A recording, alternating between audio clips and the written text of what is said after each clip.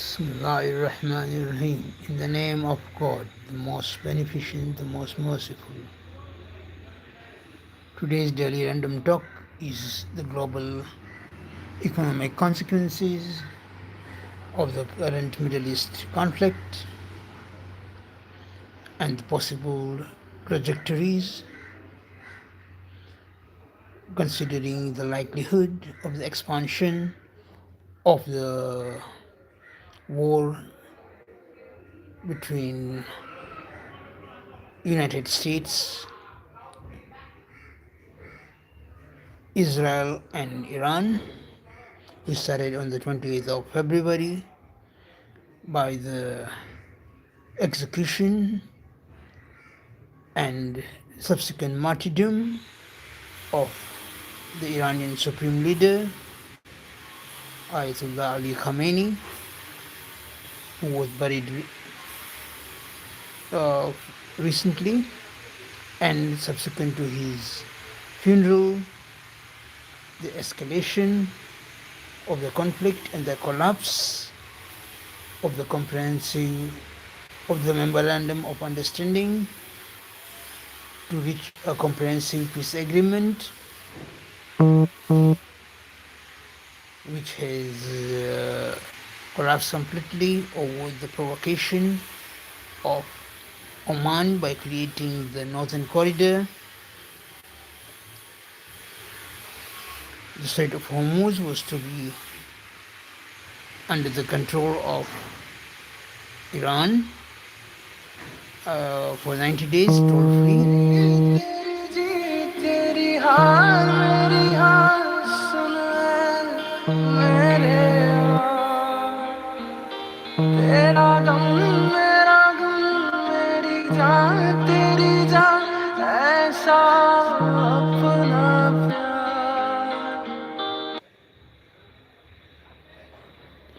And subsequent to it, after the expiry of the 90 days, they were supposed to start a joint agreement between Oman and Iran on the future of charging an environmental fee or whatever, or whatever name they give to the charges to pass through the Strait of Hormuz under the joint Iranian and Omani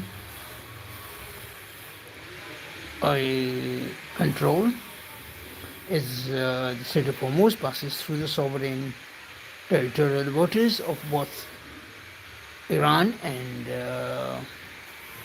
Oman.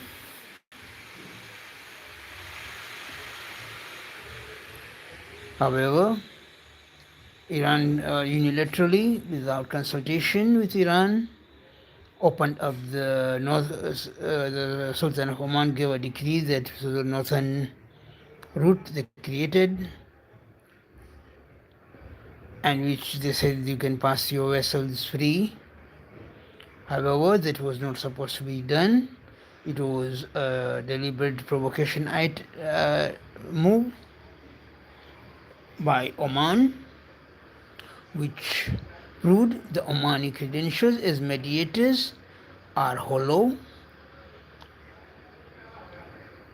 in the conformity with the as is a Khawarij neo-Khawarij entity, because the Khawarij are neither Sunnis neither are the Shias. The Ibadites of Oman are supposedly an offshoot remaining part of the Khawarij movement, which created a lot of fitna, or what we call conflict and in the early Islamic era, and hence once again in the modern times also they have proved that a Khawarij cannot be trusted.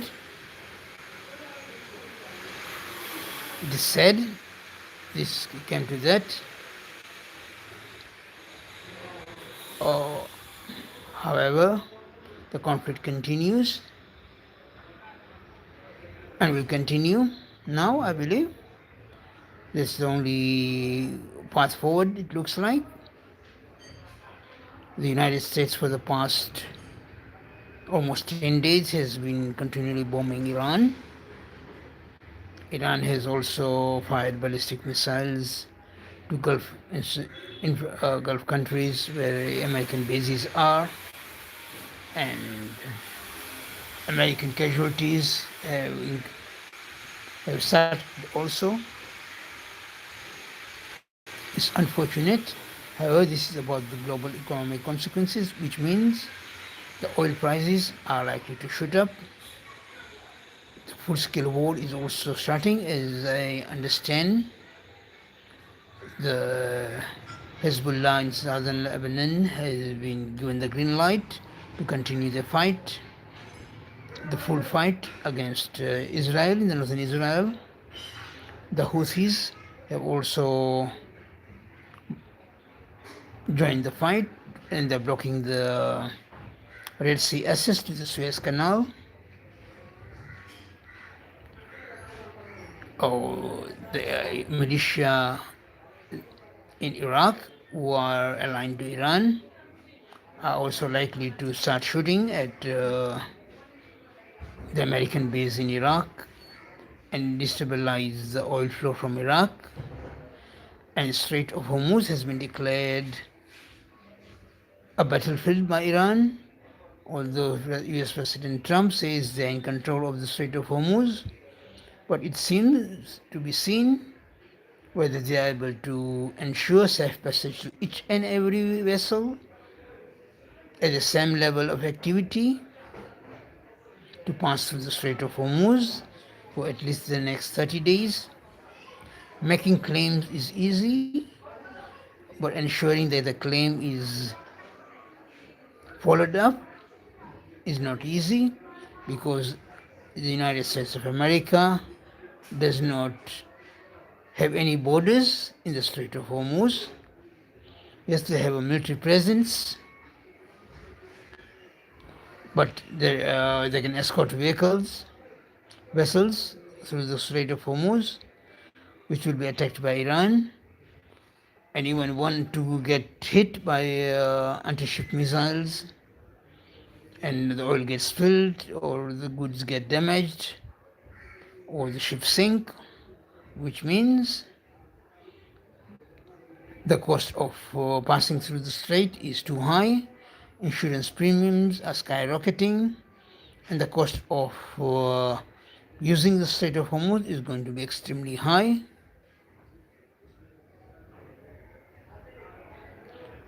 It is not only the passage of the oil and the gas from the Middle East, but it also the goods and services which go into the Middle East from all over the world, including foodstuffs, including computer items and other electric equipment from China and all over the world.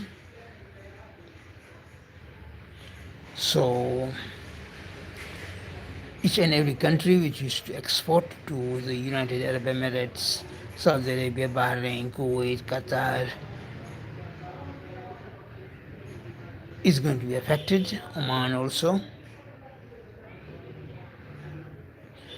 Seriously, the economies are going to lose a significant part of the market, and also the tourism industry, which was heavy in the UAE, the financial structure there, in financial services provided from there, and everything else, especially the luxury car market and in the Gulf for the Arab oil sheikhs, is going to dry up.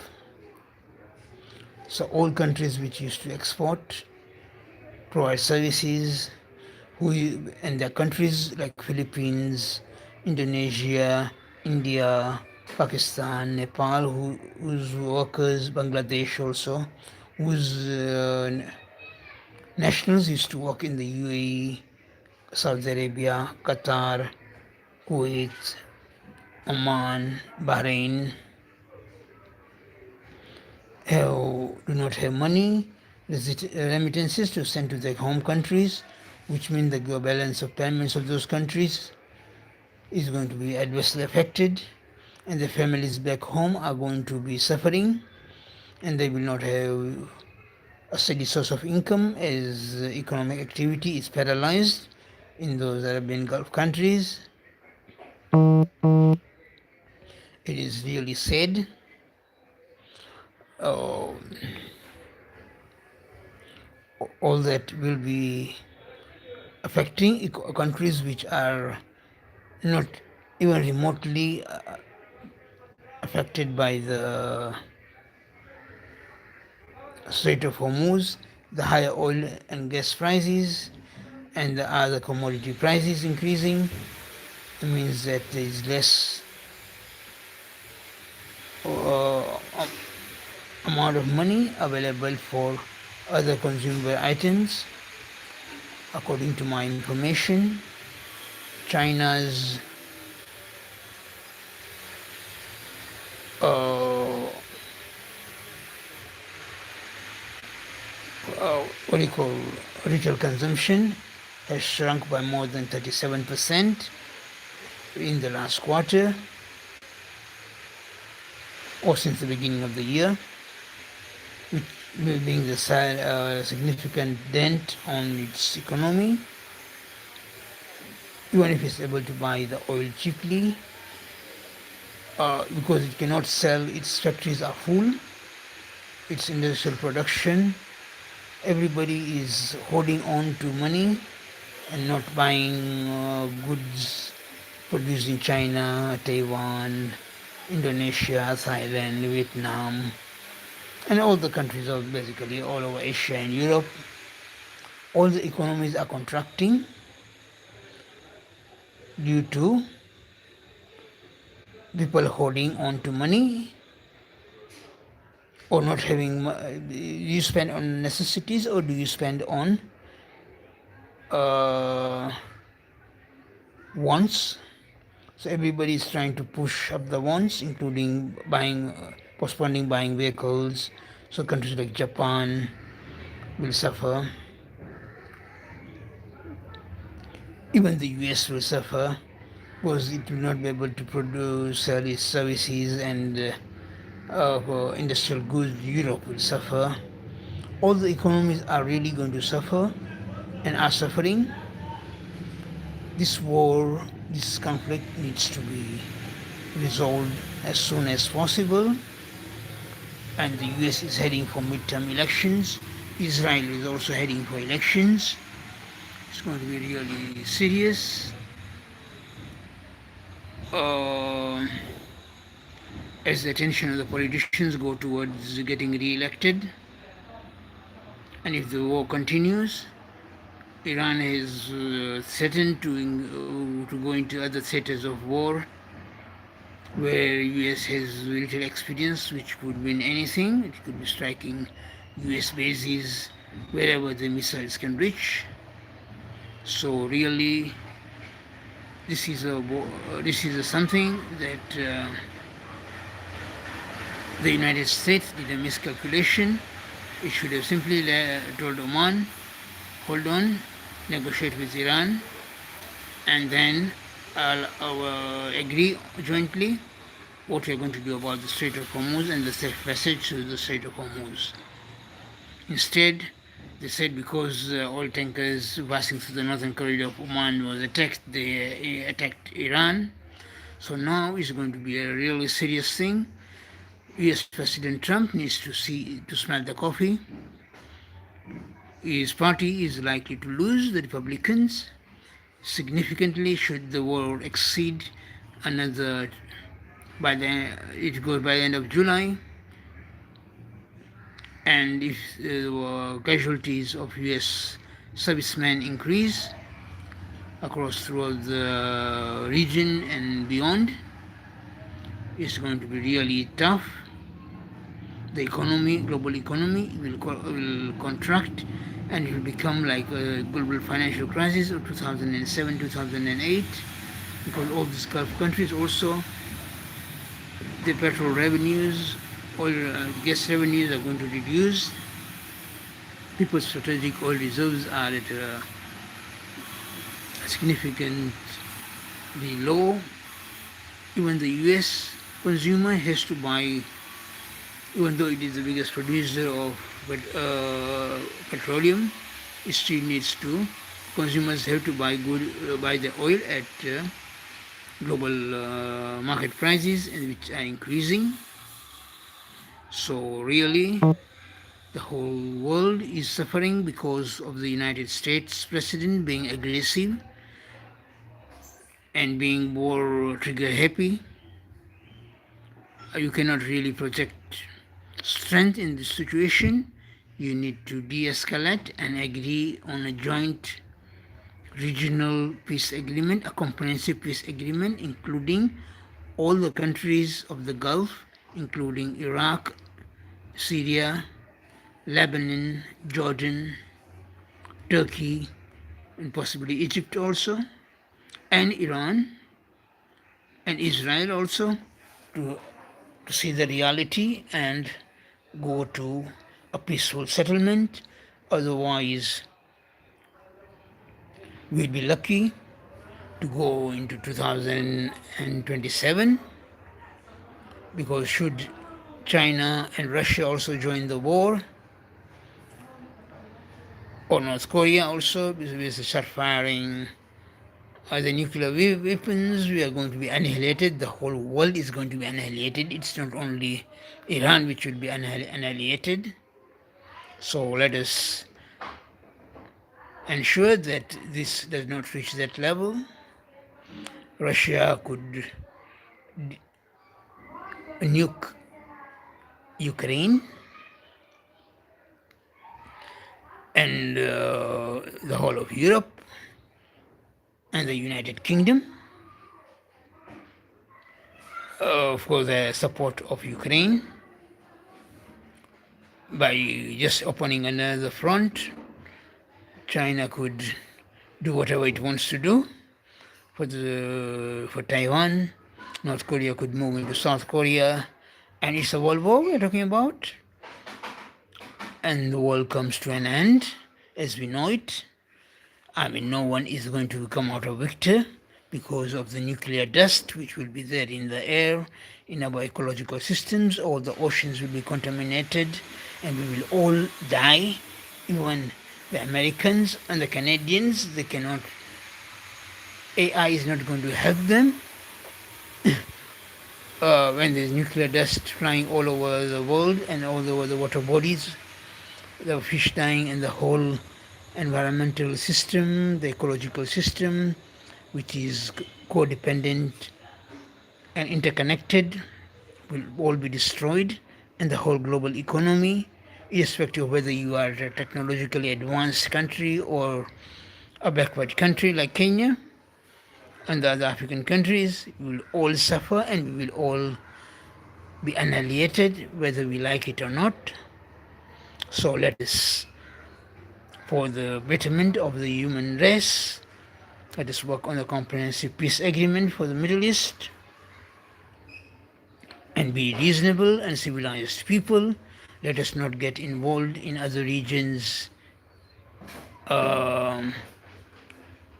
conflict and become like a bully or a global policeman, which a role which has not been given to us by anyone else. So let us be reasonable and go for a peaceful solution,